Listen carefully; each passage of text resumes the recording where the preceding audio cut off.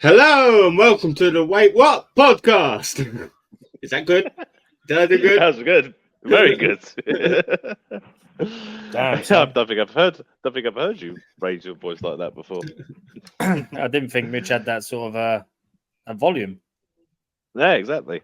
What's this? He's right though to be raising his volume because what is this? 2 podcasts in a week?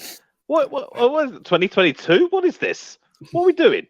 Well, you two wanted to talk about that piece of shit Eurovision, and I wanted nothing of it. Which reminds me, Mitch can go fuck himself Why? because you saying that I'm pro women's rights, but I don't want women playing football is a fucking lie.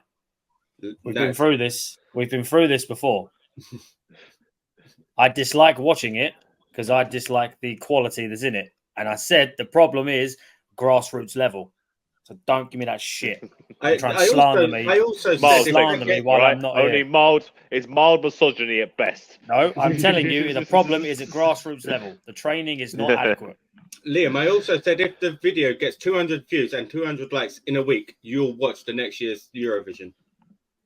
Oh, that's a safe Right. bet. That's never. Why are you gonna setting happen. him up for such a softball to slam our own podcast? Cheers.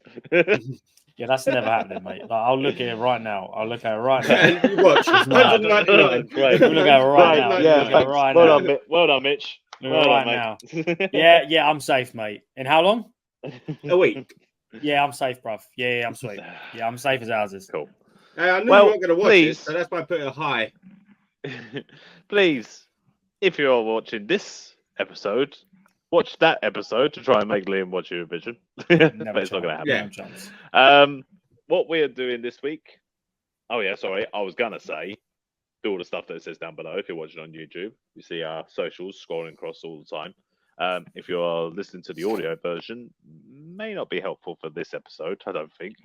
I don't know. You could. know. You're gonna hear. You're gonna hear it. So Yeah, it's it's gonna fine. True. Yeah. Yeah. Yeah. It's I fine. suppose. Yeah. And yeah.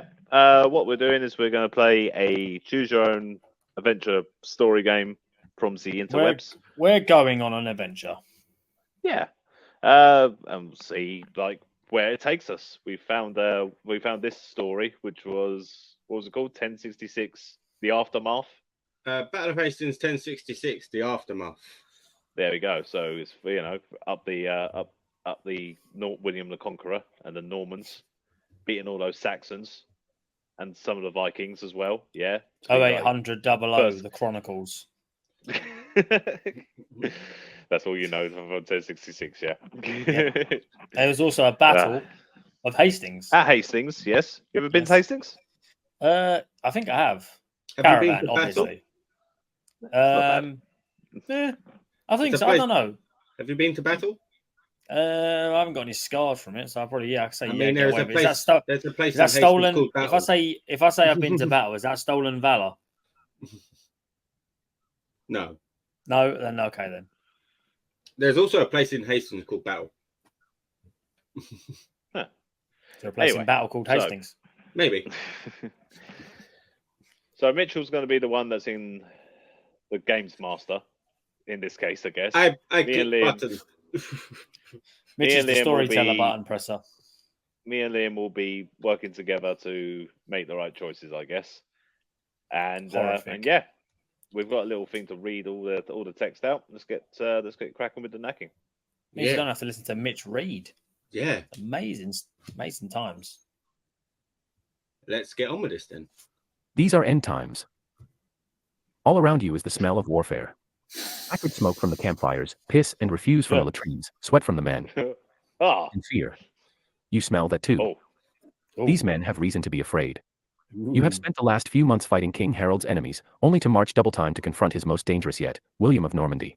Bastard. William. Army Yeah, is camped below, up, Billy. 12,000 men strong, in comparison to your 8,000. There is reason to be afraid. Are you afraid? No, you affirm decisively. No, I'm not. You are not afraid. You are Lord Don't you say Ethelwolf, it's up there? Lord in the North, King Harold's most trusted advisor, and the veteran of 100 battles. Why should you be afraid of an Wow. army of ragtag Normans who come to die on your sword? What, yeah, ragtags? because you're well back. Such sprouts from your mind. You stride purposefully through the bustle of the camp, intent on checking on the forward defenses. A pair of giggling urchins weave nimbly around you, and a staggering drunk lurches out in front of you, notices your sparkling chainmail armor and backs away, apologizing profusely. Striding onward Mitch, can you towards pause it after this paragraph? past the watchful gaze of the sentries unchallenged and stand at the upper slope of the hill.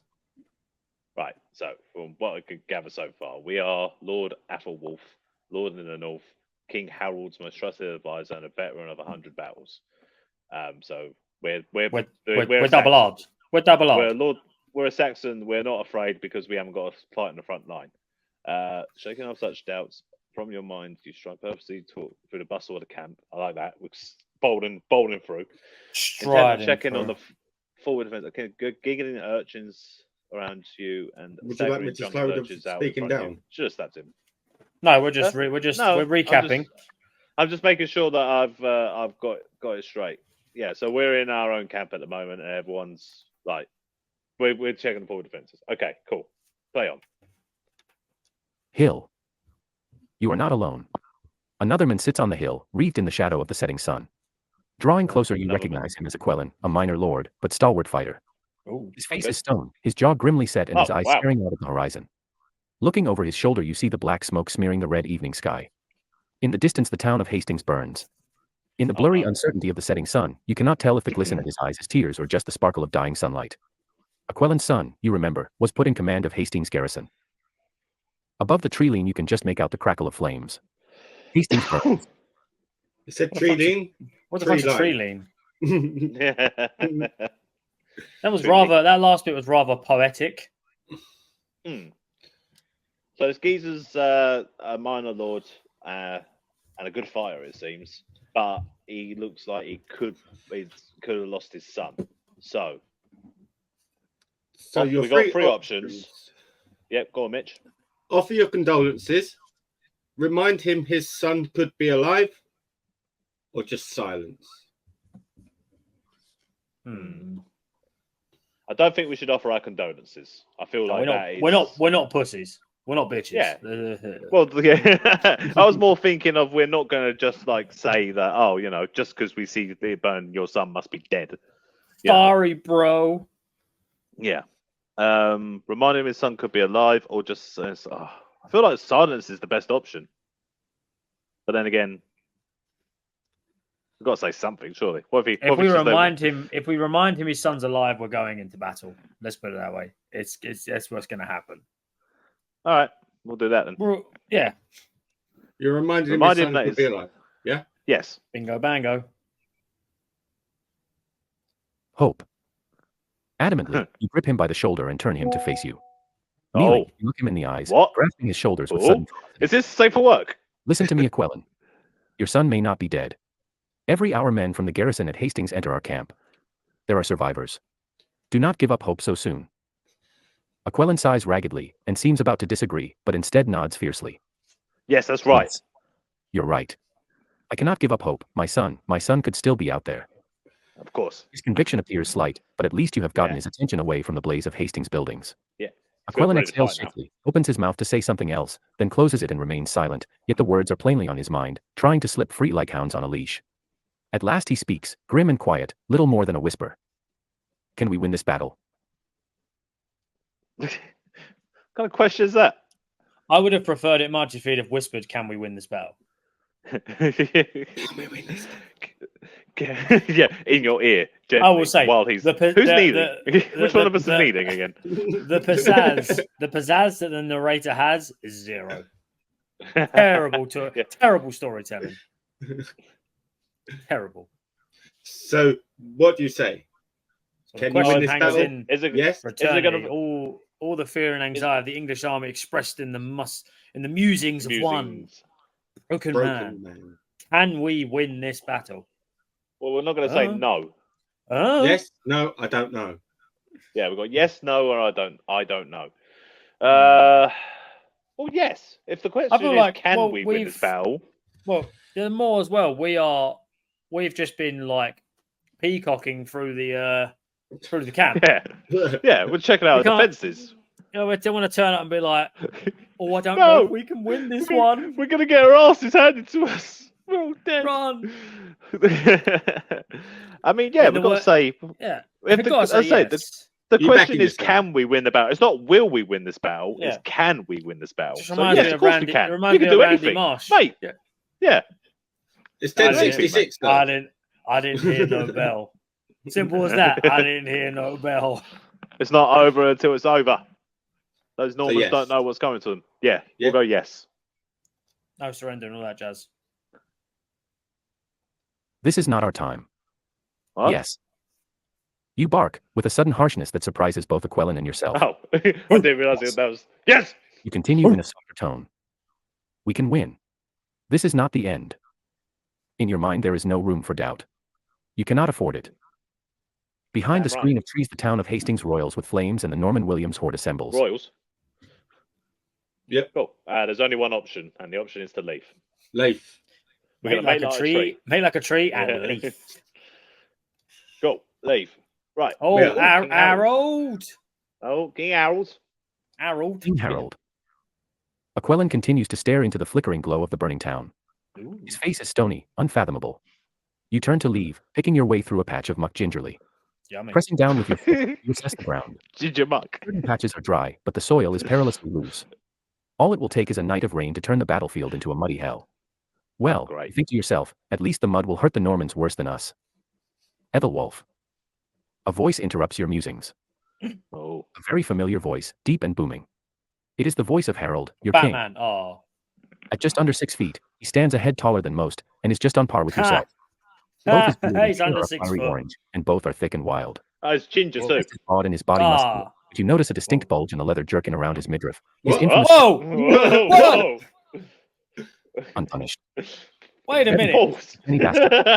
Wait a minute. Wait a minute. First, we're focusing on the fact that he's 6 foot tall. He's got fiery under. hair and a beard, both thick and wild. His chest is broad and body muscular, and then you notice a distinct bulge around his midriff. What the fuck is going on? What's a I'm leather jerkin? I'm sure I picked. I didn't pick love dating. I swear to God, if this comes to a certain type of quagmire, I'm not looking forward to it. Let me finish this off. Bastard. He bellows, grinning and thumping you on the back. You bastard! You bastard! You Big Kelly utter bastard. So, what do you say, Harold, my liege, or Neil? Neil, Why is would it you Neil call him down? Harold? Why would you call him Harold? Neil? Harold. Why would you call him? Harold? Why would you call him Neil? Neil? Why Neil?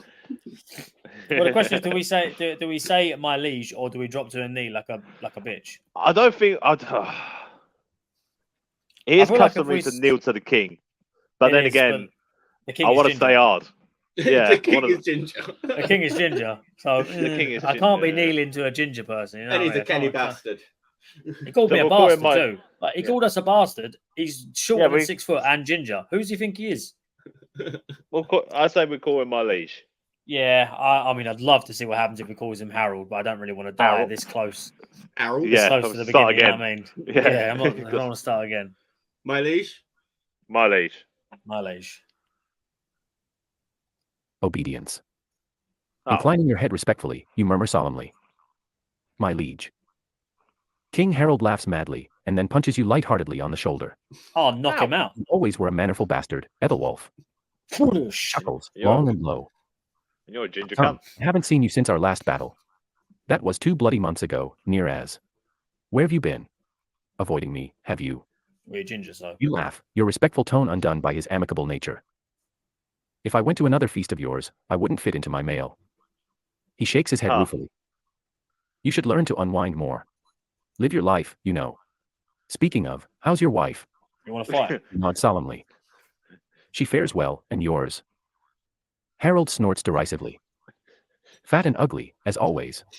Ah well, God. that's what tavern girls are for, eh? Raw! He bends and nudges you with his shoulder. You shrug.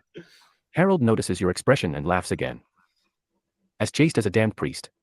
Ah well, we'll break you in eventually. Whoa. Oh. And you shrug. Whoa. You and Harold have very different views on the matter. He won't change, Yeah. nor will you. The Whoa. best course, you decide, is to skate around the issue altogether. Nodding towards Phil, you speak seriously. What do you make of our defenses? Harold frowns, his earlier humor gone.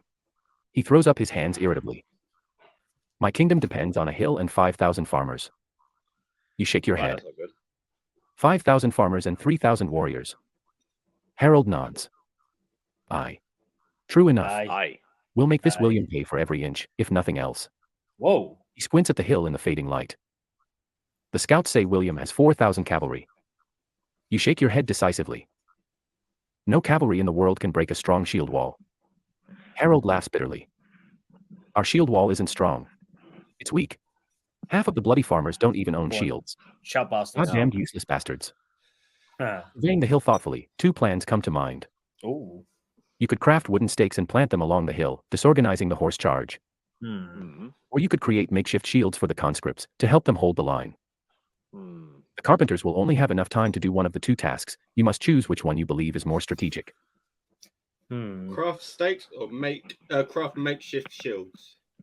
I feel like making makeshift shields and giving them to farmers. He's going to do not fuck all. It's going to do fuck all. It's like giving it to the what is he called? What's that guy's name from 300? The Hunchback of Notre Dame looking motherfucker. Someone that gave him a shield, he couldn't even lift it above his head. Yeah, it's kind of like that.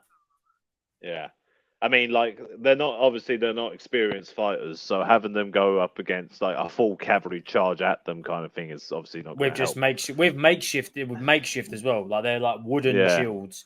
They're not proper ones. Yeah, I would say the stakes is smart. I think it's cavalry. It's cavalry. Yeah, but yeah, if we're going to put them in places so that the horses can't like charge at you full pelt all at once, kind of thing, then good. Yeah. That's a good thing. So yeah, craft stakes. And if any of them are vampires, you know. Yeah. Sirloin or ribeye. Yes. Stakes. You nod towards the hill. We should put our carpenters to work, set up some wood stakes along the hill. With any luck, that'll break up most of his cavalry. Harold grins wickedly. And a rider on a lamed horse is a dead rider. Lamed. This is good. He claps you on the shoulder. He needs to stop touching me for stars. Start working right away. I just want to say. Let's turn this battlefield into a hell. He laughs, and you see the fire in his eyes. This is what King Harold does best. Strategy and rule he manages, but it's the fighting he loves. You understand the feeling all too well. How many times have you knelt before a cross, armor bloody and gore-speckled, thinking back with revulsion and guilt at how you loved it? Loved every bit of it. Probably at least 3. Flashing, at least 3. The rays of the sun. We call Bobby a cycle. We just love kidding. Cracking open. Love the bloody chaos of the shield wall. In the clash of the shield wall, it is where men like you, and Harold, and no doubt William too, come alive. This world has molded you. Molded you into a warrior. You were bred for this. Ooh. So we have one option, which is sleep. Yep. Have a kip. Yep. Just like bread, we are toast. Yeah. Indeed. War horns. Oh no. War horn sounds, long and low, dragging you from your sleep. I was just thinking it. You fumble about in the darkness of your tent, feeling for your clothes. Yo. Leather trousers. You slip them on and pull the woolen drawstrings close. Leather trousers. Next, you retrieve your blue linen tunic and pull the stinking garment over your head. Beside the opening of the tent, you find your boots, which you pull on, the well-worn leather forming around the contours of your legs. Fully clothed, you stretch and prepare to leave the comparative comfort of your tent. Rising stiffly, you undo the tent flap with dull fingers and step out into hell. The sky is a deep red, and clouds roil overhead. The ground is slick with mud, squelching underfoot. The air itself is inhospitable, it is thick with moisture and clings in the throat. The war horn bellows a second time, the sound rolling through the forest of tents. The Normans are coming. The Normans are coming. Is it all just guys called Norman?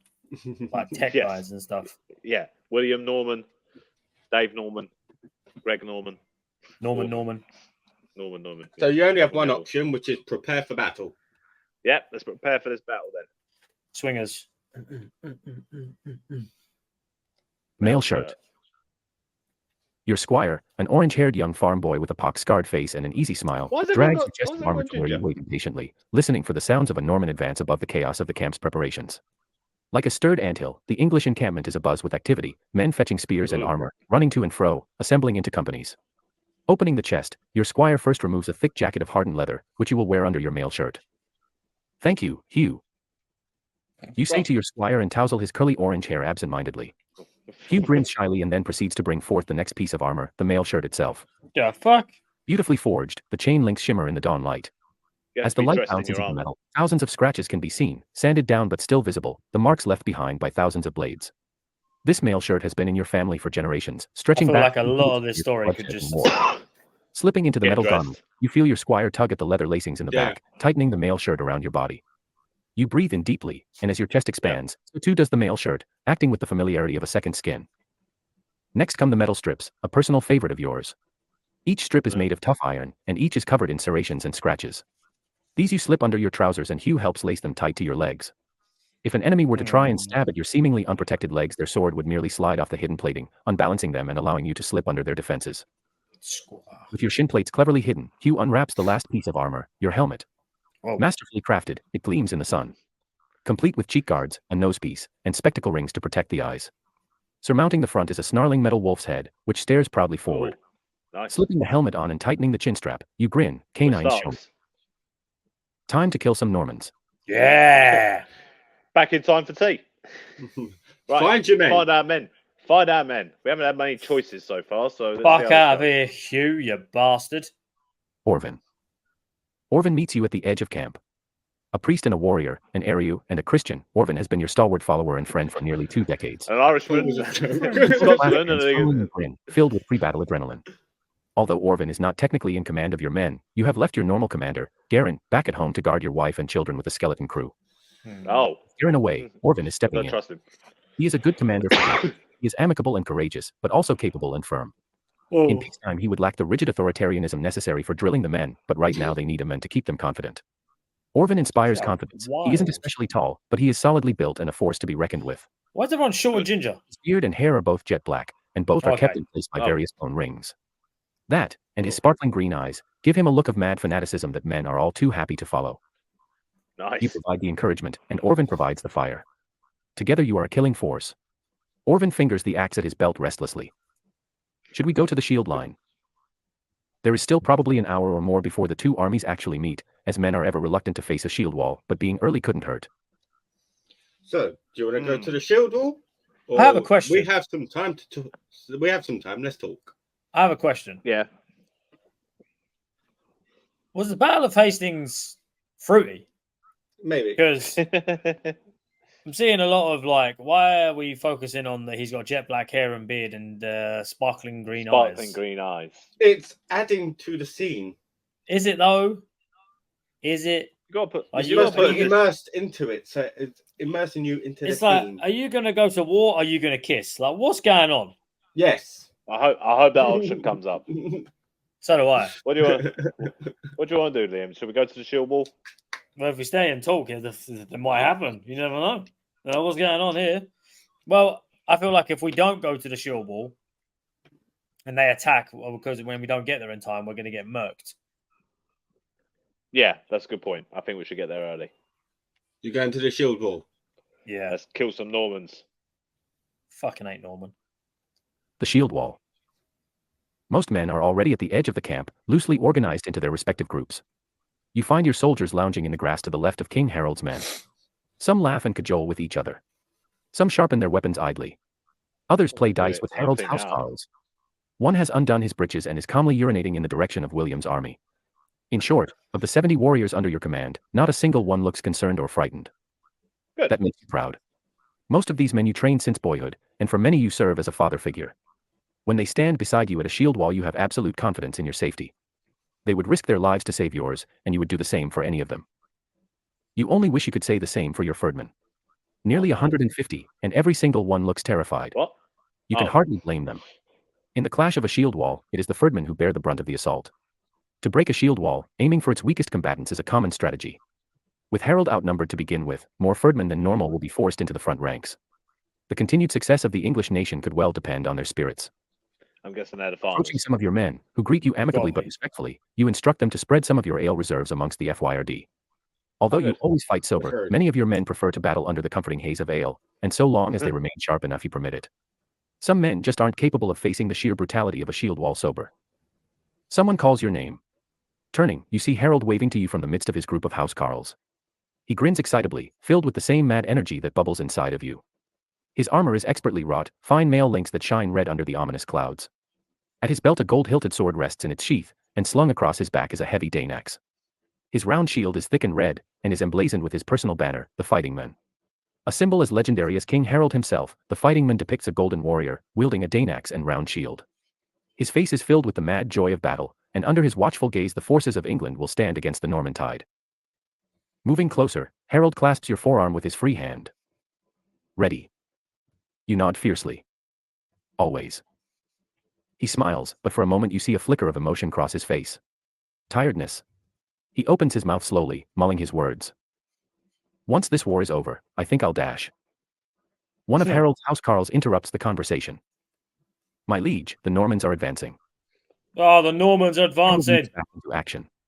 Waving his shield, he calls not just to his own men, but also to all the men across the English line. 2 arms. 2 arms. 2 arms. Form a shield wall. 2 arms. The cry of shield wall is taken up across the line, as men rush to the front, each shield overlapping with the one to the left, forming an impenetrable wall. In theory. Calling to your men, you order them to form up beside Harold's. The fight for England has begun. Ready your weapons? I hope we can change history in this, because obviously, like, we know Harold loses, so, you know, like, maybe we could do this. What's your weapon? Oh, you've got a fork. I'm ready. Okay. My weapon is ready. Right. I've got a lighter. Let's do this. Yeah. I've got lighter and deodorant. Let's do this. The temptation then just to Yeah, temptation to go get a big ass knife. Go a big ass knife in the kitchen was this. Right, yeah, ready our weapons. Let's do this. Battle some people. Finally. Cavalry. Shields. Imagine we die. Hello's housecarl standing to Harold's right. Oh, just now. The English line reverberates, clapping sound of wood on wood as men rattle their shields, making sure they overlap with their neighbors. Leaning forward, Harold waves at you from his position on the shield wall and grins, his teeth shining in the dawn light. Behind him, great dragon banners of Wessex fly. Enormous and red, they flap and flutter in the gentle morning breeze, snarling at the approaching Normans. Looking down the hill you watch the Norman advance. It is simply incredible. At least 1,000 horses have lined up at the base of the hill. Their riders wear good mail army, which glints in the light, and long blue Norman kite shields, which provide good full body protection, but are slower and less flexible than your English round shields. For armaments they carry long lances and spears, as well as long swords. To protect their heads they wear the classic Norman helmets, conical and tall with comically long nasal plates. The whole situation is laughable. You turn to Orvin, who stands beside you and is also grinning. How stupid can these Normans be? Orvin shrugs. They're not used to facing real warriors. Killing fleeing peasants is one thing. Riding down a shield wall, especially uphill. Well, dash. Wow. He fails to suppress. Dash. Well, dash. Let's hope they're slow learners. The men around you laugh, and that laughter drifts up and down the shield wall. The mood begins to lighten. Still grinning, you sheath your short sword and draw your long sword from across your back. The greater reach will make it easier to kill the horses. Easier to kill the fools. Prepare to face the cavalry. Stop talking about it and let's fucking fight. We've already beaten the Vikings, so now we've got to go for another war with these damn Normans. Let's kill some horses, apparently. The charge. Despite your amusement at the Normans' lack of strategy, the charge impresses you. The sound of 1,000 horses hooves pounding the mud and churning the soil is thunderous. The vibrations shudder under your feet. Out of the corner of your eye, you see some of your ferdmen begin to back away, and you bark at them to get back into line. They comply gingerly. You can almost smell their fear. You watch keenly as the Norman horses near the stakes. During the night, Harold's carpenters cut a great number of them, and they litter the hill in uneven clusters, about 3/4 up. Most of the riders edge their horses through the gaps, but a few are careless and their horses fall screaming, dragging down other riders with them. The spikes catch no more than 50, but every bit counts. The horses are fast approaching the top of the hill. Harold barks out an order to his housecarls, and 1 in every 2 sheath sword and shield in favor of a Dane axe. Held two-handed, their reach, in the hands of a capable warrior, is more than enough to counter the reach of a man on horseback. You take a quick look at the faces of your men. Some are scared, but none show it. Your shield wall is as solid as a palisade, an impenetrable barrier of wood and steel. The horses are very close now, and the drumbeat of their hooves beats in frantic time with your heart. You size up the mounted warrior barreling towards you. His horse is a chestnut hue, with a dark black mane. The rider wears a mail shirt and Norman helmet, as well as the customary blue kite shield and a long thin lance. Oh, here we go. Making sure your stance is good and firm, you prepare to take on your adversary. Oh, it's time to swing, bitch. You know, like in Game of Thrones, when Jon Snow is facing all those horses coming towards him, he gets his sword out. Yeah. That's the image. Nice. Hold firm is the only option. Let's do this. The first wave. The rider thunders towards you, his horse kicking up thick clods of mud. Drawing close, he plunges his lance forward, but you slash sideways with your longsword and knock the spear into the ground. The thin lance bends and then breaks, splintering along its core. Disgustedly, the Norman tosses the broken lance aside and moves to draw his sword, but you are already counterattacking. Twisting your wrist, you backswing the blade into the horse's mouth, lacerating its cheeks and splintering its teeth. The wounded animal screams, wide-eyed, and collapses on the ground, trapping its rider. Take that. As the Norman struggles to free himself, you slip your blade neatly down his mail shirt and thrust deep, driving a foot of steel into his body. The Norman gasps pitifully and lolls sideways, dead. We took a life. The horse is still screaming, kicking up clods of earth. One of its flailing hooves strikes Orvan's shield, knocking him back a pace. Recovering, he ducks under the flurry of hooves and swings his axe down, hard, crushing the poor beast's spine. Its long legs stop moving. Satisfied, Orvan returns to his position on the shield wall. Across the line, William's horsemen meet similar fates. To your right, you watch one of King Harold's housecarls fully behead a horse with his Dane-axe, mid-charge. Spurting blood, the headless beast collapses to the ground, and before its rider can regain his footing he meets a similar fate at the hands of the grisly Dane-axe. On the far left, the horse actually breaks through, the rider spearing a man through the neck and then creating an opening by hacking wildly with his sword. His act of valor is short-lived.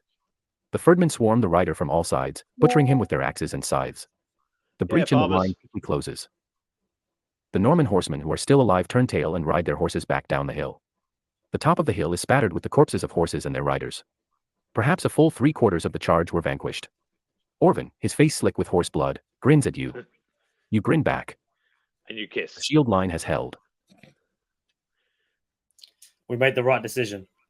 We made the right decision. Yeah, I guess, but we haven't had many choices so far. Yeah, all we're being told is like, you do this, do this. I want to be like, swing to the left, stab. I want every. I would like it if every page had a choice, but okay. We do keep the line steady. Keep the line steady. Yes, hold your line. Hold the line. Lovers, hold the line. Hold the door. Deluge. Hold the door.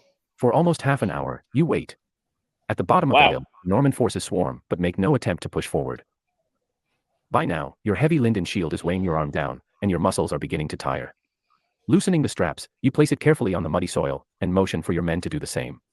They all sigh with relief, and there is much muscle rubbing and idle chatter. So long as they stay in their positions, you allow them to relax. With forces of this size, the battle could easily take all day. Idly, you watch the Norman forces. They don't appear to be doing anything of interest. You are about to strike a conversation with Orvan when a portion of the Norman line surges forward. Oh no. Some of the men stumble to their feet, but you wave them down. The hill is at least 300 feet, and the Normans appear to be on foot.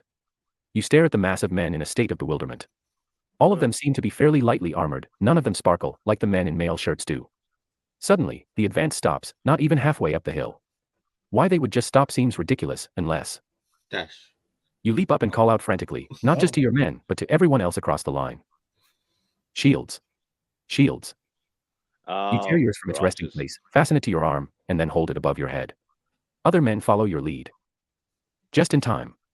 A dark cloud wafts from the Norman advance to the English line. It was a arrows. distraction. Thousands and thousands of arrows. They whistle through the air like a swarm of enraged wasps, raining down upon the English line. 3 arrows strike your shield, each one slamming into the thick wood with hammer blows. Across the line men fall to the deadly barrage, clutching at feathered shafts protruding from throats and chests. The FYRD are hit by far the worst, devoid of protection, they die where they stand, too tightly packed to dodge. Oh yeah.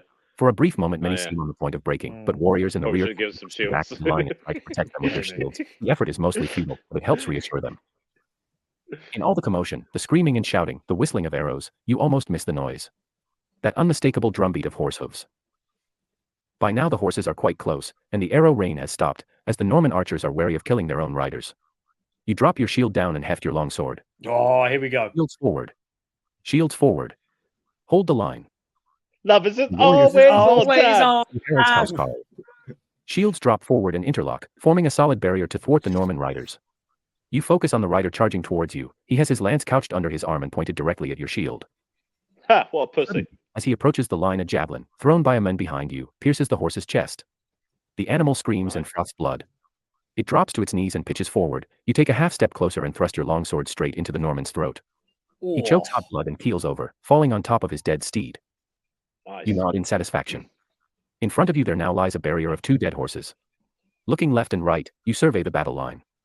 As expected, your men and the housecarls have fared fine, killing or throwing back their attackers. The same cannot be said for other places on the line. In some places, the Norman riders were able to break through, and although the Normans were quickly killed or driven off, many of the bodies strewn across the field are English. The shield wall has held, but barely. Hold the line. Hold the line. Love Always. isn't always on time. The sun is now high in the sky.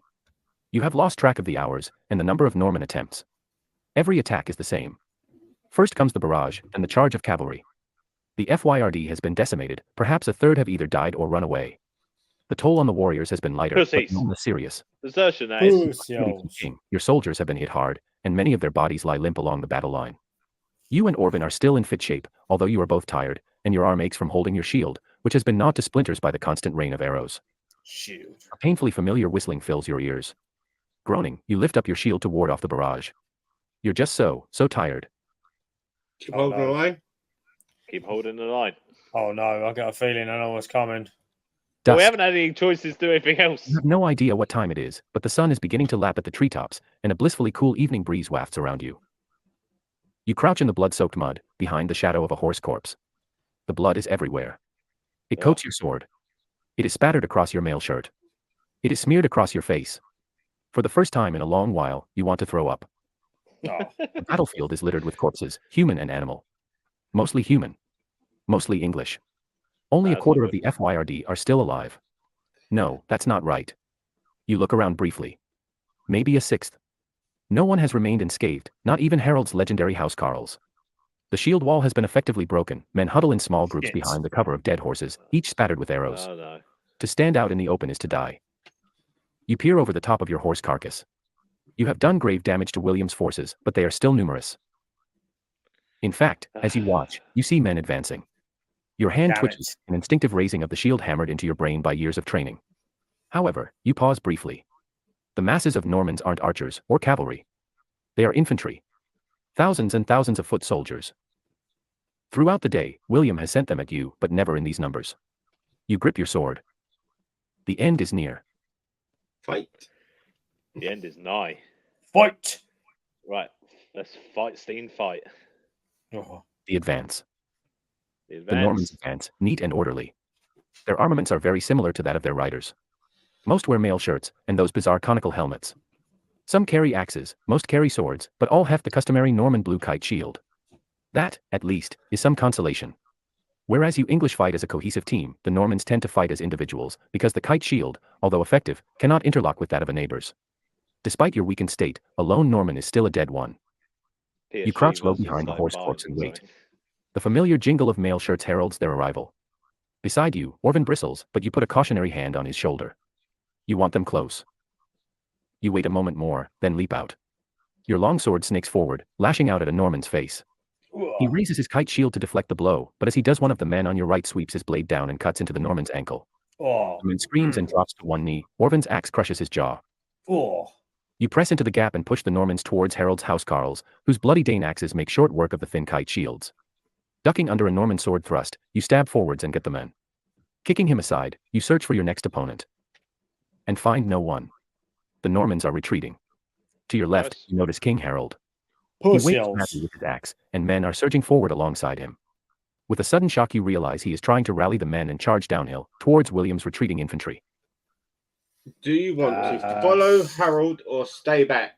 That's a trap, man. Choice. That's a trap.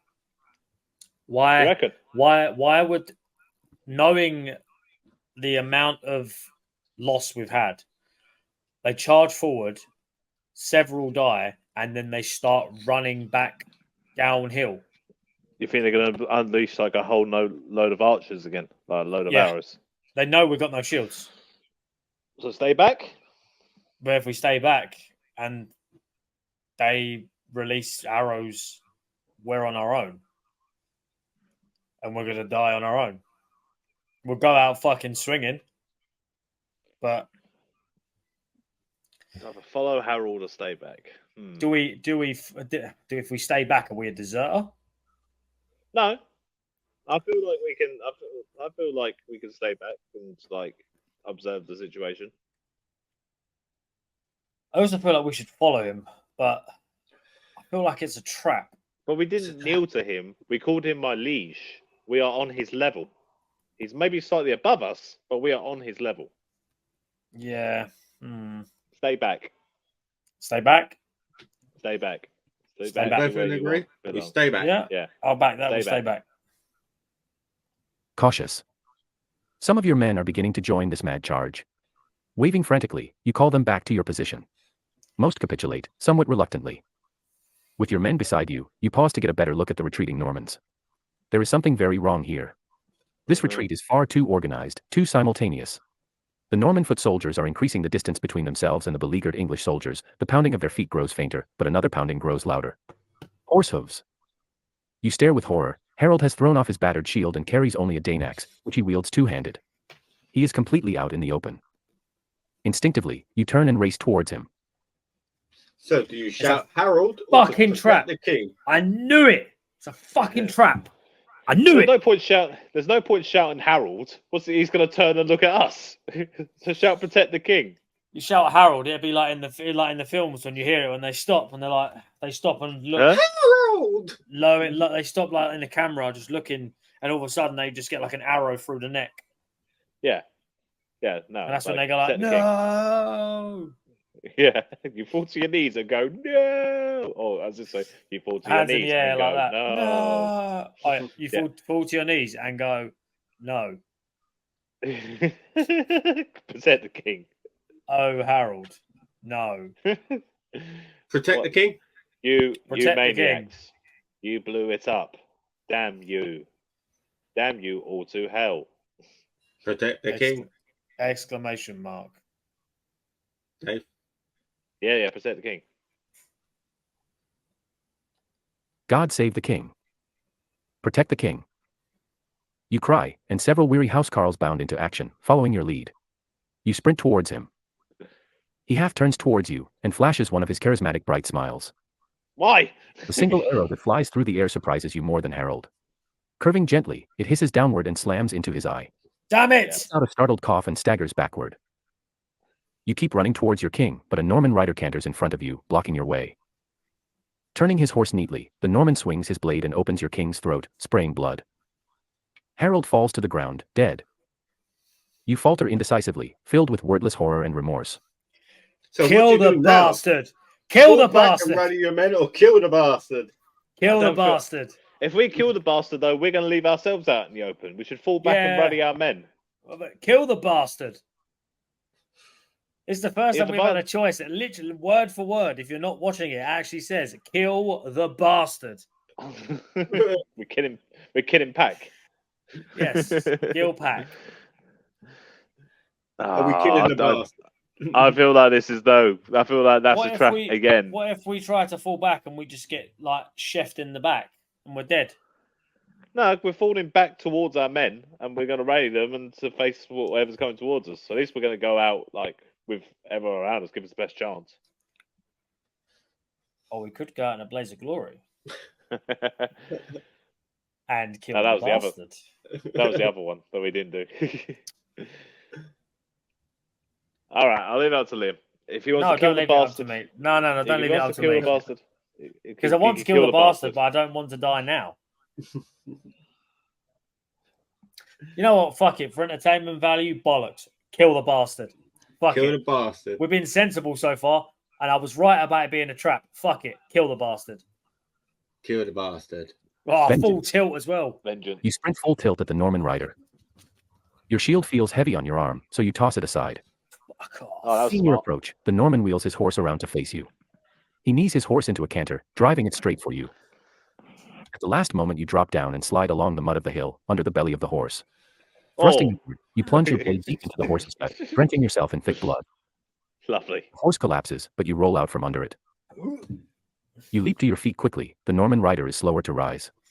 From under the horse carcass, you see the hilt of your long sword protruding. Do you go for your long sword or attack the Norman unarmed? He's going to have a sword on his hip.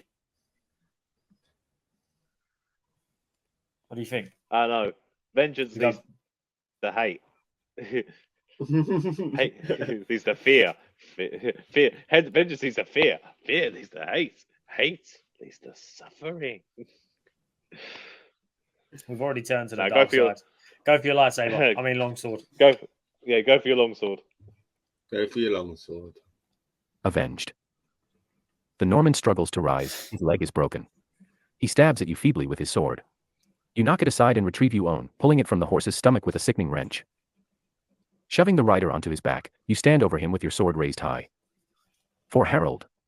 For Harold! You breathe, and then plunge the blade into his chest, shattering the mail in his heart. You stand there a while, alone in the middle of a slaughter. Orvin reaches you, and tugs urgently at your shoulder. He is yelling something, but you cannot understand him.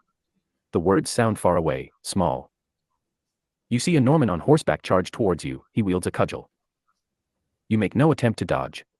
You just stand there, frozen. It is Orvin who saves you. He ducks under the cudgel swing and drives his axe into the horseman's chest. The cudgel blow loses force and changes direction, clipping your helmet as opposed to killing you. Your vision fades and you feel the ground rush towards you, feel the mud leaching through your mail shirt. Your vision blackens. Blackness. Damn. That's madness. A cudgel is like it's basically a wooden stick, but normally it would have like either an axe head on it, it'd be like a steel ball on the end of it, or it would have like spikes on the ball as well. It's kind of like a mace without the chain. Okay. Naughty, that's what it is. It's fucking naughty. So the only option was blackness, so we've gone on. The dungeon. Oh. The small, cramped room is dark, but your eyes have long since adjusted to the dimness. For nearly a month you have languished here, confined under what was once the seat of England's power, the ancient city of London. What? You yawn tiredly and stretch. Your hand strikes the hard stone wall on your left, which is slick with fungus. Beside you, others stir. The prison cell holds a grand total of 22 men. Of the 70 soldiers you brought, only they remain. Beside you, Orvin mutters prayers in his native Irish tongue. You lie quiet amongst the molded straw, conserving your strength. A searing flare of light illuminates your surroundings. Shielding your eyes, you stare groggily through the iron bars of your cell at the sharp outline of a man holding a torch, flanked by 2 guards. The man rattles at the iron bars with the flaming head of his torch, casting sparks which smolder in the wet straw. Lord Ethelwolf, you have been summoned to meet with King William. You will come with us immediately. Wait, we got captured. His English is heavily accented, but understandable. You struggle to rise, but Orvin gets up first. Lord Ethelwolf does not leave without me. The 2 guards look expectantly at the torchbearer. He looks bored. Very well, Lord Ethelwolf may have his retinue. He leans in menacingly, glaring at Orvin. Try anything, and you die. Oh. He shoves the torch deeper into the cell, illuminating the huddled masses of your soldiers. The same applies to you lot. Without another word, the torchbearer withdraws a thick metal key and unlocks the prison door. The guards level their spears threateningly. You and Orvin leave the prison and follow the torchbearer into the light. We're not supposed to go into the light. He's just holding them menacingly. Follow the Normans. Fuck the Normans. Wet guys. Sunlight. As you exit the dungeon, the torchbearer leaves his torch in a wall bracket and continues to walk up a set of sharp flagstone stairs. For the first time in a month you see true, pure sunlight. Your weakened eyes strain to adjust, but they quickly regain their vitality. Natural light. Former luster. Get it off me. Behind you, Orvin catches his foot on one of the flagstones. He plunges forward, and as he grabs hold of you for support, he whispers in your ear. Just say the word. You keep your face moved. Up ahead, a long corridor leads toward a huge set of wooden doors, flanked by 2 taciturn guards, and within those doors lies the throne room. The throne room. The throne room. Are there dragons? Hell's Gates. Your jailer steps up to the guards and speaks to them in French. They salute hastily and step aside. The Norman grasps 2 iron facets on the doors and pulls back, drawing open the wooden doors with an aching creak. Inside, a woven blue rug leads inward. The guards press you forward from behind, and 2 more from within the room keep pace adjacent to you. You keep walking. Walk forwards. Walk forwards. I want to walk backwards. Oh, here we go. Room. You remember what this room was like a year ago. Men and women laughed and cajoled, children played with the great wolfhounds that were always on the hunt for table scraps, and bards echoed melodies that filled the rafters with pleasant music. But that was a different time, under a different king. The throne room is empty, other than a handful of guards and a few servants milling idly. The throne room is devoid of people. It is silent too, the place is blanketed by an austere noiselessness, so that every footstep makes a clattering echo. Residing over it all, William sits in the throne, glaring at you thoughtfully. With just a handful of meters separating you and the king, your guards stop you. William looks at you expectantly. Now what do? Do you kneel, remain standing, or attack King William? Well, attacking King William is going to result in death. If we remain standing... I'm not kneeling for this bitch. No? If we remain standing, they're just going to make us kneel. They're just going to hit us in the stomach and make us kneel anyway. I feel like we kneel. I ain't kneeling. Fuck that bitch. We didn't kneel for fucking the guy who was supposed to be our king. Why should we kneel for this? No, punk? because that guy lost. That guy was the loser king. This is the winning king. So we just switch allegiances. Well, yeah. He's the winner. You want to live, don't you? Keep all your good shit. You're a lord. You've been summoned for a reason. He sees value in us. He could just kill us, but he ain't. I'll let you choose, but I refuse to kneel.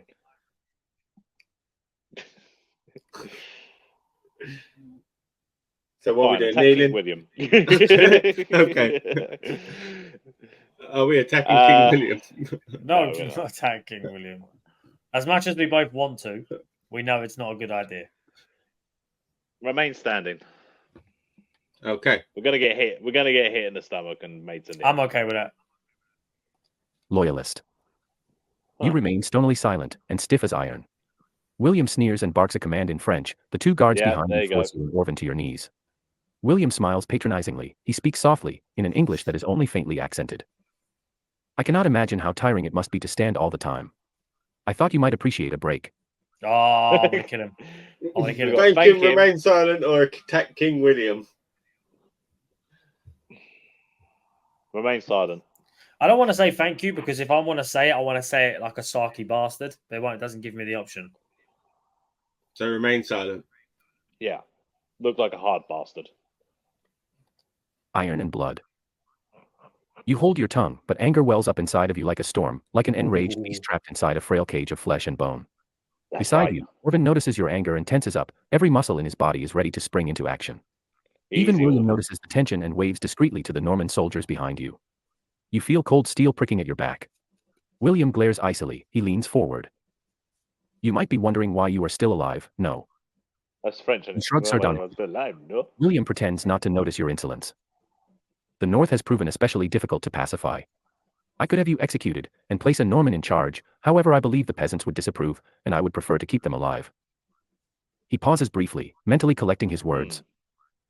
As such, I am reinstating you as Lord in the North, providing you swear fealty to me. He leans even closer. Make no mistake. You will be closely watched by one of my men, whom you will take orders from. This is not an offer. Swear to me, or die. Your choice. I mean, there you go. Take the oath or attack King William. Exactly what I thought would happen. Exactly what I thought would happen. Do you want to take the oath or do you want to die?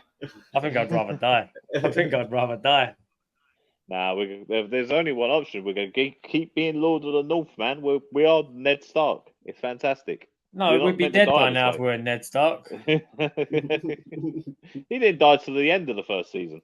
Should we flip a coin?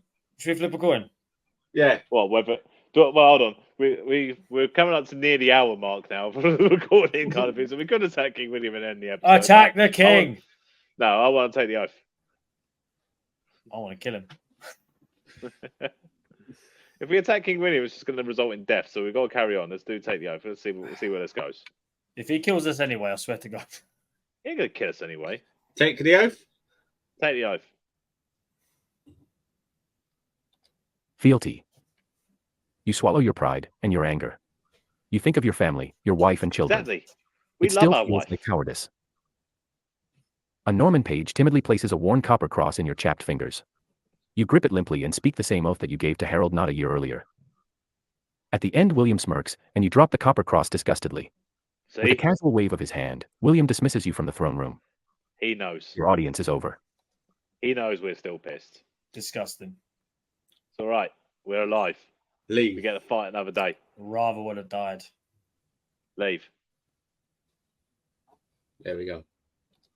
The long ride.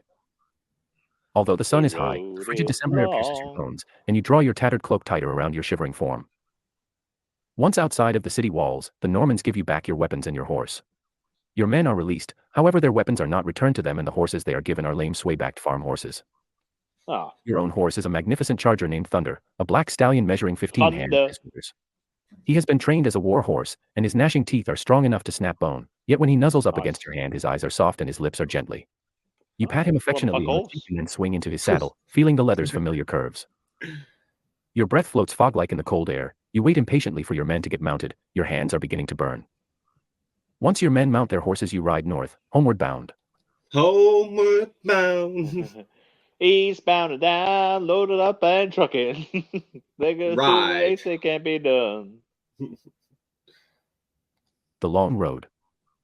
You ride all through the day, as fast as your horses can manage. Everywhere you go you see the devastation of William's invasion. Parts of the countryside appear normal, but others are burnt husks, farms and fields replaced with ash and bones. The roads are thick with mounted Normans, they glare at you suspiciously, but one of your men carries the Norman flag, and they let you pass. The sun is beginning to set, and the cold is becoming too much. Even Orvin, a man who can walk barefoot through snow without a qualm, looks uncomfortable. What's up with You stop at an abandoned farmhouse. There are large holes in the roof, but your men cut swathes of dead grasses and stuff them in the crevasses. Someone starts a fire in the building's dilapidated mud dog chimney, which snakes up the back wall and protrudes through the messy thatch roofing. Normally supper is a time for boisterous laughing and cajoling, but today you eat in silence. Afterwards, you bring several of the horses inside and curl up to them for warmth.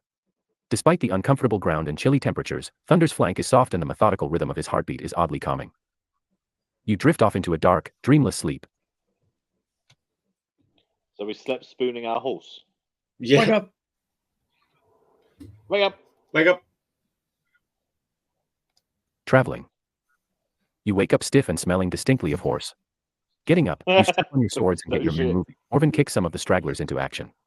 Your own horse seems reluctant to get up, and it takes all of your coaxing to convince him to get up. Your own muscles are aching from the cold, but a few hours of riding help warm them up somewhat. The next few days develop a sort of routine: ride, find shelter, sleep, and ride again. As you journey further northward the scenery begins to change. The roads become smaller and more rugged, little more than oxen paths. The Norman presence decreases too, you pass only a few tired-looking patrols. The lack of Norman occupation manifests itself in the land too, the devastation seen in the south is not present here, plenty of farms lie abandoned, but few have been burned. Many northern men gave their lives at Hastings, but their families have yet to suffer from Norman vengeance. It feels good to know that your people are still present, still unified. At last, you see the banks of the River Ouse. Beyond it lies your home, the ancient city of York. Head to the banks of the River Ouse. We should see the Grand Old Duke of York. I hear he has 10,000 men. He marched them up to the top of the hill. What was the point of doing that? Because then the Normans ran away again. and then they got fucked up by arrows. The crossing. An old Roman bridge of crumbling stone fords the Ouse. As you urge your horses towards the edge of the bridge, a dozen mounted men materialize from the tree line on the other side. Tree line. The riders approach the bridge and halt at its mouth. Your hand reaches for the sword at your sheath, but you quickly relax. You recognize the man leading the mounted force. His name is Garin, and he is the captain of your guard. Oh, that's the one that's looking after our wife, isn't it? Yeah. I swear to God, I'll kill him. I'll kill him. Why? Because I've not been allowed to kill someone so far. If it comes up, he's dead. Go meet Garin. We killed the bastard. Yeah, but I wanted to kill the William too. We couldn't kill William. Could have.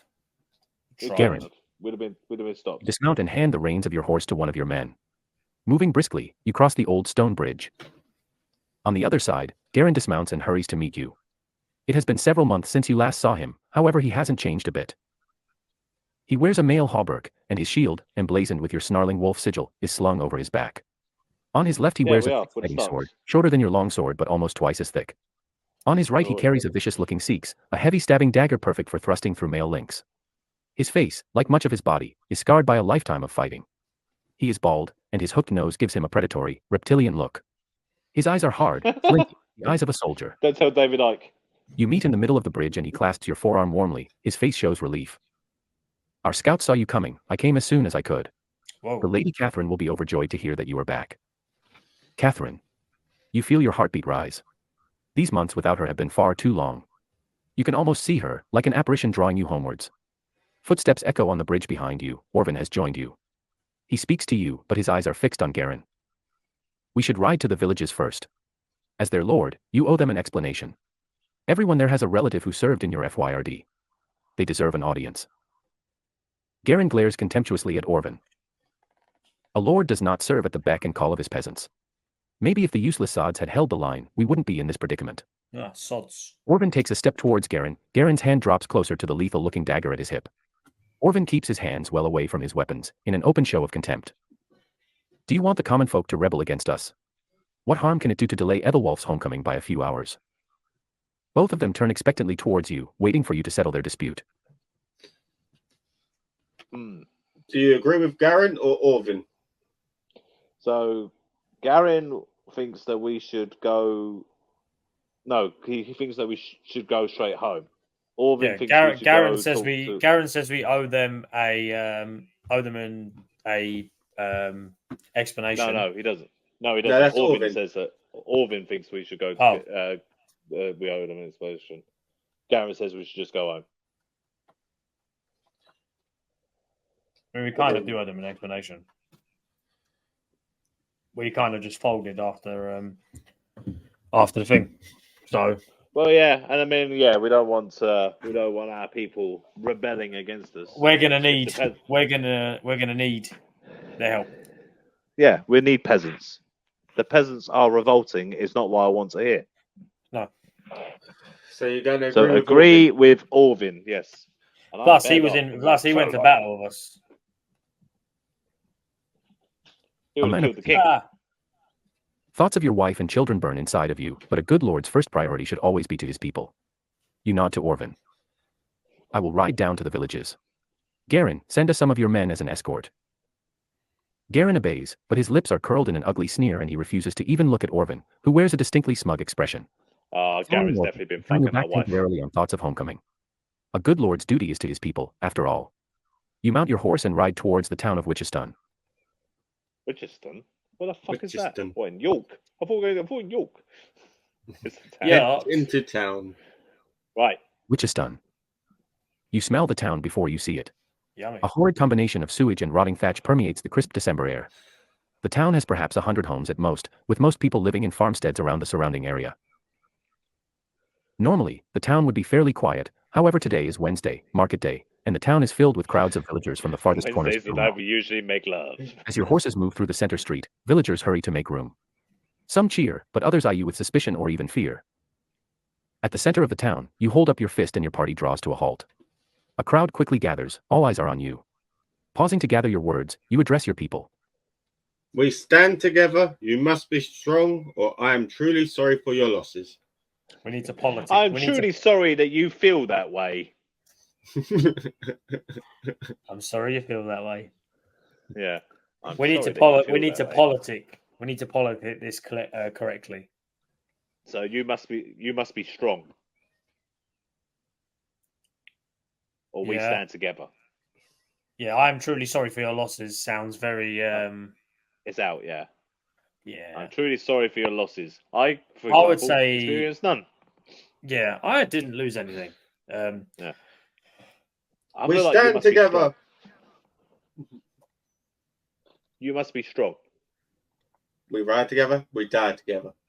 Bad boys for life. We bathe together. What you gonna do? What you gonna do? So you want to say you must be strong? Oh, yeah. Yeah, you must be strong. We stand together and you must be strong. Basically the same thing. I feel like you must be strong is like kind of like acknowledging that people have lost stuff. Oh my god, what the hell's happened to the sentence structure there? You raise your hand and silence falls like a blanket over the crowd of people. Your eyes flick from face, some meet your gaze, others stare at their feet. As a husband and father, I can understand the devotion one feels for a family member, and therefore cannot even comprehend the pain of your losses. I wish I could tell you that they died honorably, but in truth they were butchered. William slaughtered them, mercilessly. What happened at Hastings cannot be repeated, and to ensure that I need your support. If not for my sake, or England's, then for the sake of avenging your loved ones. William must pay. Yeah, that's it. Applauds, rattling swords on shields and roaring. Some of the villagers clap nervously, but others remain still. One, a young woman with a grim face raises her hand. Why was the FYRD so undersupplied? Why was it not provided with shields? One of your men barks. Why did you hear that? She snarls back, tears beat her eyes. I lost my husband and my son. Don't you dare tell me to be silent. She stabs her finger at you, sobbing, answer me. Answer me. One of your men reaches for his sword, but you wave him off. Looking the determined young woman in the eye, you give her an answer. War is beautiful. War is brutal. If I could have saved them, I would. I am sorry for your losses. I'm sorry that you feel that way. War is brutal. If I could have saved them, I would. Nah, that's not really going to help, is it? That sounds very bitch-like. War is brutal. I like it. We ain't saying sorry. Tell her. Oh, Yeah, we ain't saying sorry. We're sorry. We're sorry. Sorry. War is brutal. War is brutal. War never changes. You exhale tiredly and spread your hands sympathetically.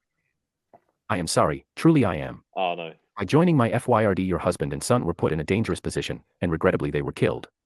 I can never ask you to forget, but I can ask you to forgive. Will you do that? Oh. The woman says nothing. Her cheeks are streaked with tears. Bowing her head, she pushes through the crowd, away from the market square. People make way respectfully. Tugging at your horse's reins, you turn homeward, and your escort silently follows you. The crowd remains silent, watching. She's going to try and kill us. I was going to say that woman's going to come back and kill us. Yeah. Go home. Home. Between the banks of the rivers Ouse and Foss sits a finger of land, atop which rests the ancient walled city of York. Created by the Romans, its old stone walls have been mostly replaced by wooden palisades, but in some sections they remain, impenetrable rock formations 3 feet thick and 15 feet high. Waving methodically in the slow December wind, your snarling wolf banners fly proudly. Surrounding the outside of the city walls, thin huts of mud and thatch lean precariously, using the palisades for support. You curse irritably. Those huts will provide excellent cover for any attacker who wishes to besiege your city. Picking its way through the thin cobble street, your horse passes by the frail mud and thatch houses beside the walls. From within their shallow depths, grimy faces peer outward suspiciously.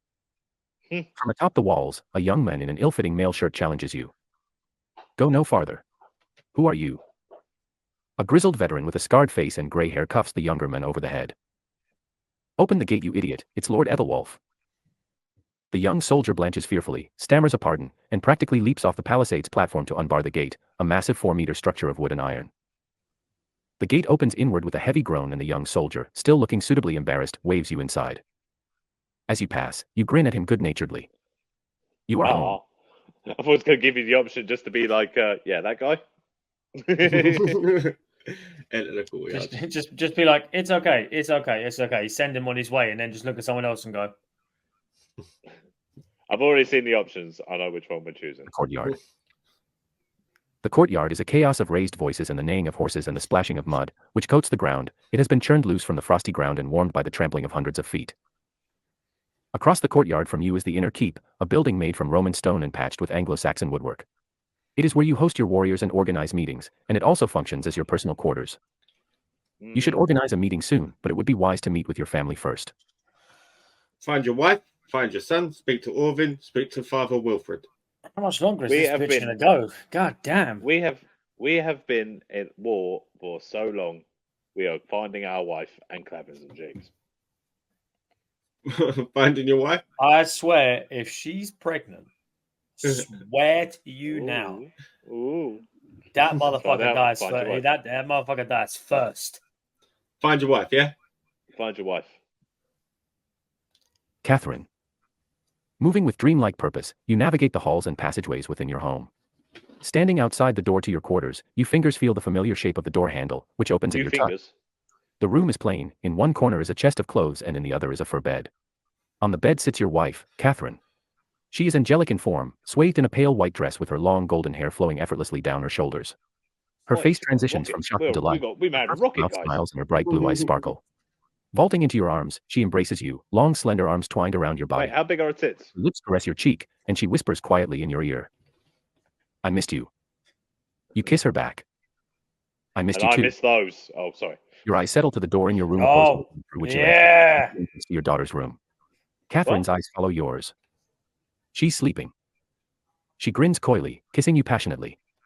Yeah, kiss her back, or I should see my daughter. Yeah, let's go. Let's go. No. Fuck our daughter, not literally, but whoa, kiss her back. Sweet Catherine. She tastes so sweet, like spring. Oh, she does. Her eyes sparkle and she draws you closer. Your hands move down to her thighs, clutching at the Hey, gossamer yo. white fabric around her knees. Mm-hmm. Her own hands, slender and smooth, trace their way down your chest. Yeah. You both slip out of your clothes and slip under the comforter. Hey. For the first time in nearly a month, you feel warm. Yeah. For the first time in nearly a month, you feel happy. I was going to say we didn't even bathe first, but we already bathed this year, so we're good. Return to the courtyard. Return to Raise the the roof. courtyard. Raise the roof. Have Right. we really got to do all 4 of these? For Courtyard is fuck's a sake? chaos of raised voices and the neighing of horses and the splashing of mud, which coats Yes, the ground, Should be all right. has been turned loose from the frosty ground and warmed by the trampling of hundreds of feet. Across the courtyard from you is the inner keep, a building made from Roman stone and We did patched this with already, endless didn't we? woodwork. We've heard this already. Yeah, You it's host played the warriors and organize We meetings. did, yeah. It also Pause this. functions as your personal quarters. Yeah, we've Yeah, already Right, heard your son, this. speak to Right. Wolfin and speak to Father Wolfin. Find the child. Yeah, find our son. Amen. In the courtyard, you grab a passing servant girl by the arm. Have you seen my son? The servant seems unsurprised at your arrival, evidently news travels fast. She bites her lip nervously. Hey, yo. What? Yes I have, but dash. Where is he? Dash. You inquire incredulously. The servant blushes. He's in the stables, my lord, but I really don't think you should dash. Dash. Waving off her concerns, you thank her and depart towards the stables. The stables are large and ornate, a mix of carved wood and interlocking wicker. The smell is heavy of stale hay and horse manure, but the atmosphere is pleasant nonetheless. At least 3 dozen horses of various shades rest in the shade of the stable's long awning, but your son is nowhere to be found. On a hunch, you decide to check the stable master's quarters, at the rear of the stable. As you approach the door, you hear a muffled laugh through the porous wood of the door. Undoing the latch, you throw open the door and enter the dimly lit room. Inside, your son Eamon, a long-haired blonde boy of 17, lies under an old cotton blanket alongside a freckled girl of similar age. Yeah, The pair are boy. twined together, moving rhythmically, and apparently neither noticed you open the door. Rhythmically. Clear your throat politely. The girl gives a shriek of surprise, and covers herself with a fold of the tattered blanket. Your son looks equally surprised, but emits only a startled cough. You grin. Hello, Eamon. You turn your attention to the girl lying beside him. Get out. Would you mind if I spoke to my son alone? What's your name? Be an embarrassing father. Be like, what's your name? You want to do what's your name, yeah? Yes. Yeah, do it. The girlfriend. You flash the young girl a warm smile. Hello there, what's your name? The girl stammers out an answer. Elinette, my lord. You nod solemnly. Elinette. Very pretty name. Who gave it to you? While you spoke, Lynette had slipped on her threadbare tunic. In her panic, she has managed to entangle the fabric around her face, and the cloth muffles her voice. My mother works in the kitchen, my lord. And the father? You inquire. I don't know, my lord. Oh, She it's you. replies quietly, having finally wrestled her tunic into its proper position. With her attention switched from her tunic back to you, her embarrassment returns. If my lord will excuse me, I should be getting back to the kitchens. Of course. Blushing profusely, the young servant girl scurries towards the door, executing a clumsy curtsy as she passes you. Your son stares after her longingly, he sighs, and you nod knowingly. Is she a favorite of yours? Your son looks shocked. I love her, father. You shouldn't, you should. If we say that, you should. Look at that. You see that body? Fuck no, you'll do better. You'll struggle to do better than that, son. If I was 20 years older and she was 20 years younger,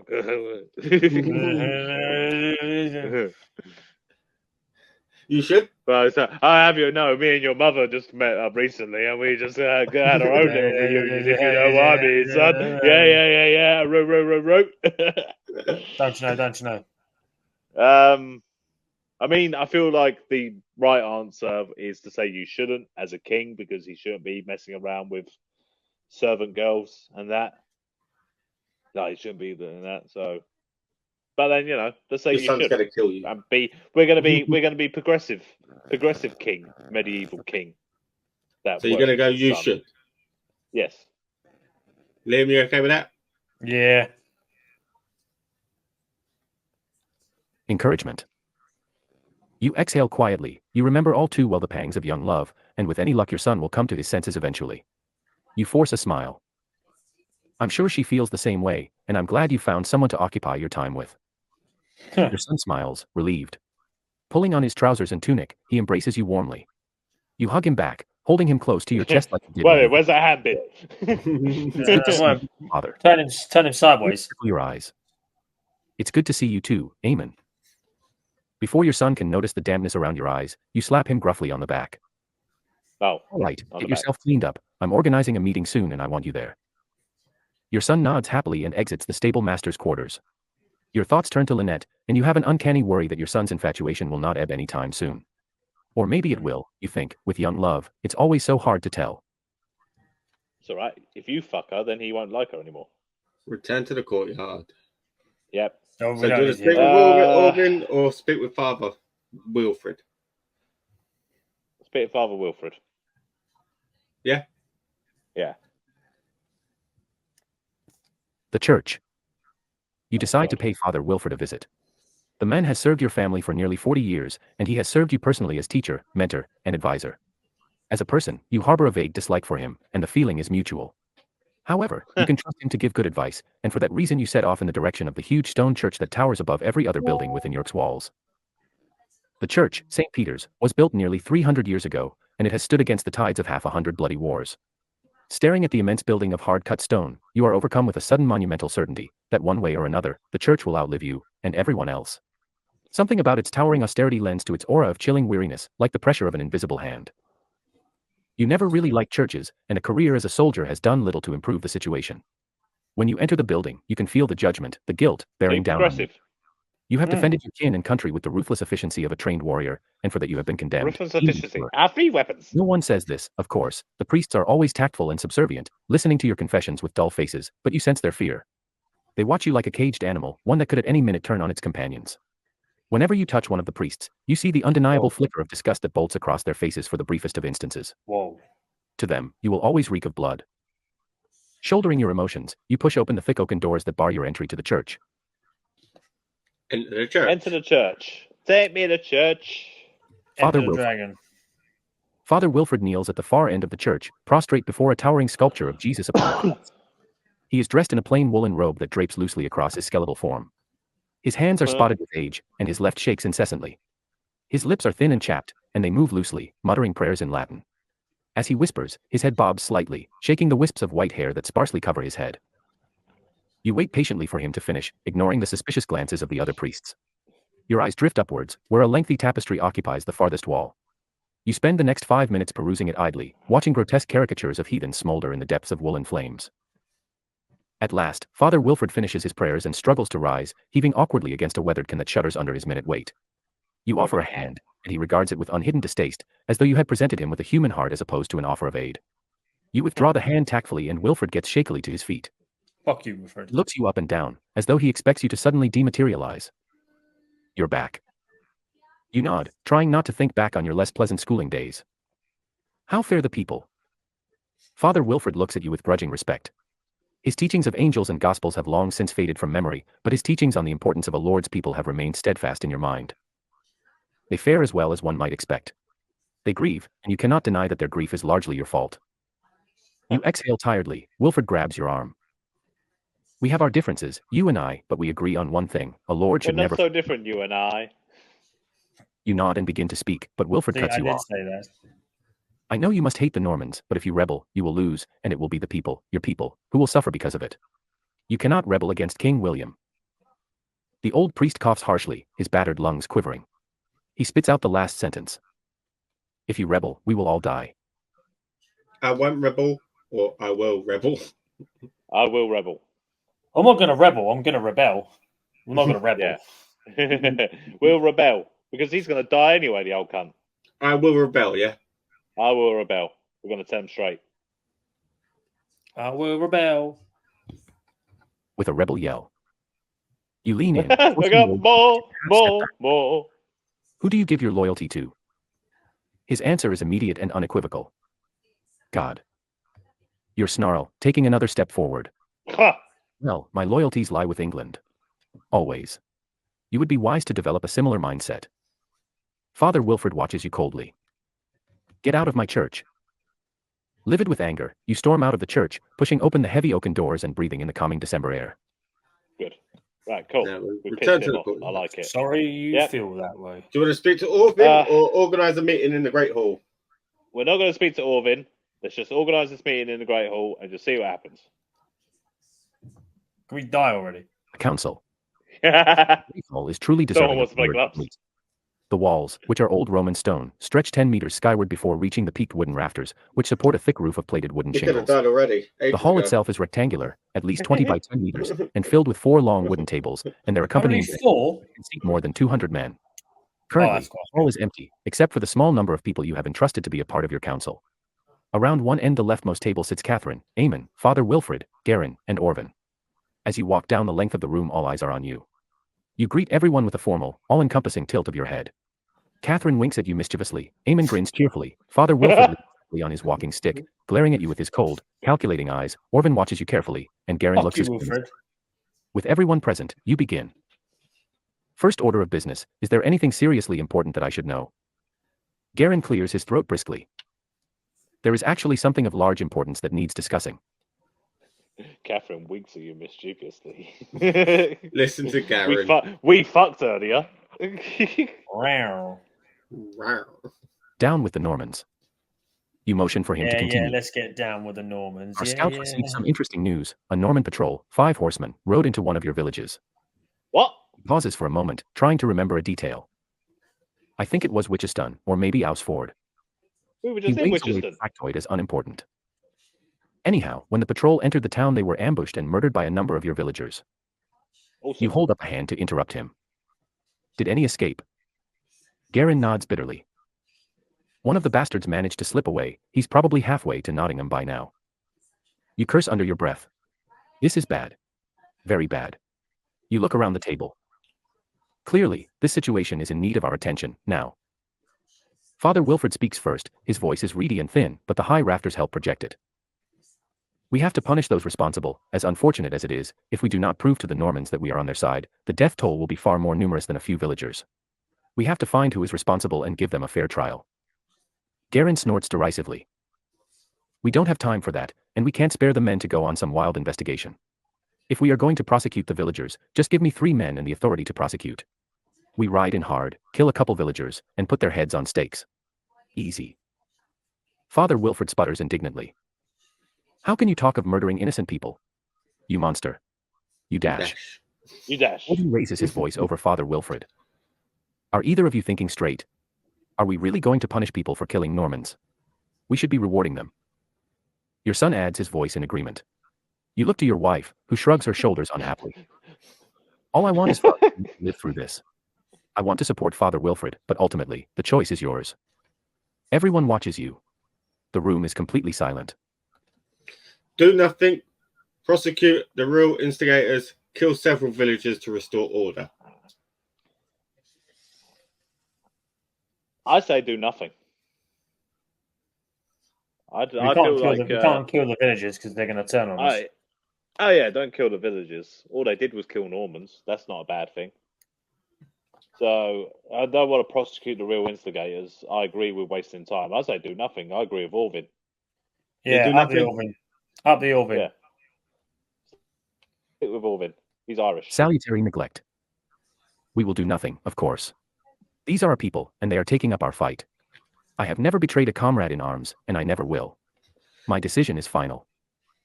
Looking around the room, you study everyone's faces carefully. Garin seems unconcerned, only slightly disappointed that he will not be killing anyone in the near future. Maybe you should have come to war with us. Really, you have at least 2 supporters. Catherine looks uncertain, happy that the villagers will go unpunished, but fearful of the repercussions this will have on your family. Father Wilfred looks visibly displeased, but that was to be expected. Well, at least we're not killing innocent people. Attention to the matter at hand. Yeah. With that decision made, we must now look at the most important question. Do we continue the fight against William? Yes. The room is silent, but only for a moment. Despite their mutual animosity, Garin and Orvin both answer in synchrony. Yes, of course.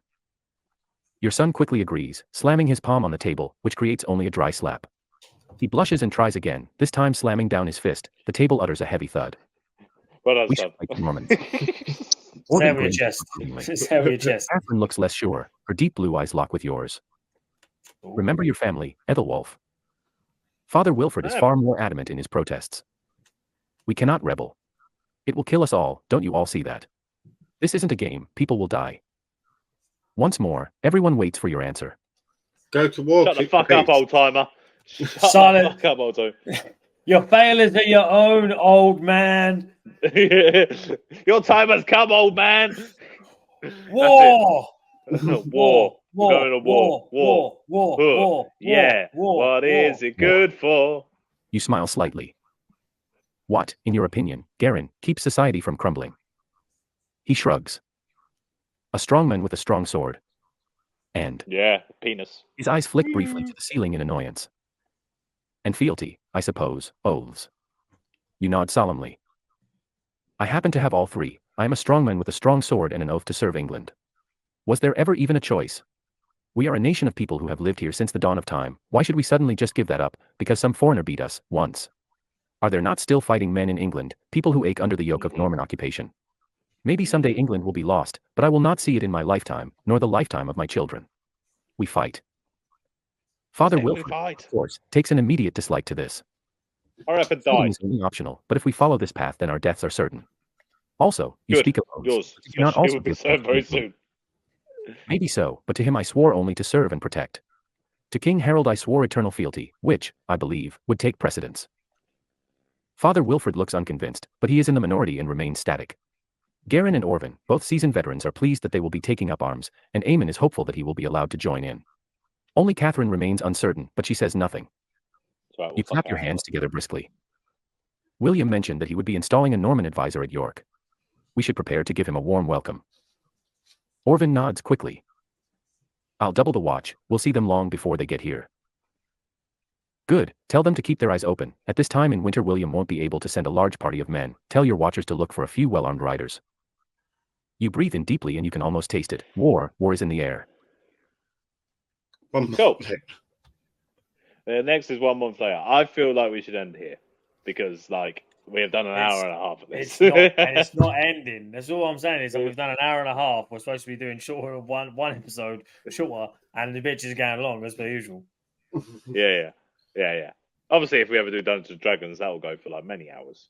Yes, I mean, technically, we could split this up. Yeah. Maybe.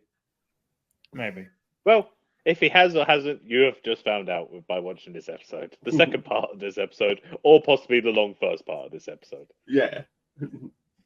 You never know. We may carry this on, like this story. We might do a different story.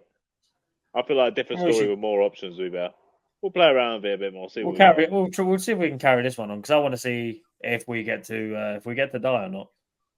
No, cool. Well, wrap us up, Liam. I know you did did my attempt at doing it last time. No, it's Mitch. Mitch did the start. Mitch has to do the end. I did the start. I do the end. Yeah, you do the end. Well, I hope you enjoyed that, guys. An hour long of just none of us talking. It was basically it's ad-lib. It was just me and Dave ad-libbing. This is a podcast. Great. This podcast is brought to you by this website and Liam, Microsoft Liam, featuring the Wait What podcast. But thank you for listening, guys. You can find all previous episodes on all podcasting platforms. Thank you and peace.